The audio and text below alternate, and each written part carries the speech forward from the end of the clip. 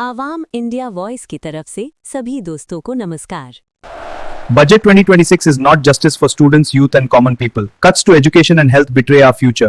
नरेंद्र जी से जानना चाहेंगे, 35 साल फाइनेंस के सेक्टर में दिए हैं, उस एक्सपीरियंस को हम लोगों के साथ साझा करेंगे। पहला बात है कि अर्थव्यवस्था का एक महत्वपूर्ण चीज वित्त होता है। तो हमारे देश में जब मिक्स इकोनॉमिक पॉलिसी थी, यानी मिश्रित अर्थव्यवस्था जब थी, तो हमारे यहाँ बैंकिंग, बीमा, म्यूचुअल फंड इस पर जो है सरकारी क्षेत्र में थे, सरकार के नियंत्रण थे।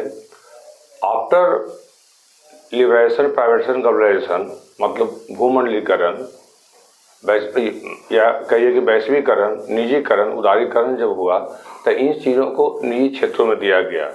मैं समझता हूँ कि भारत को विकसित देश के श्रेणी में लाने के लिए, वास्तविक में आधुनिक भारत में आधुनिक लोकतंत्र के लिए, बौद्धिक श्रम की मर्यादा के लिए, आधुनिक वैज्ञानिक दृष्टिकोण के लिए, आज इस तरह विश्व में यहाँ का जो हमारे राष्ट्र की जो झंडा है, तिरंगा, इसको फहराने के लिए राष्ट्र को इस बात की जरूरत है कि हमारे यहाँ आर्थिक में वित्त जो एक ऐसा क्षेत्र है जिसको अधिकांश भाग पर आज भी हिंदुस्तान को जरूरत है कि इसको सरकारी क्षेत्र में रखा जाए और बहुत कम क्षेत्र है जिसको कि निजी क्षेत्र में रखा जाए।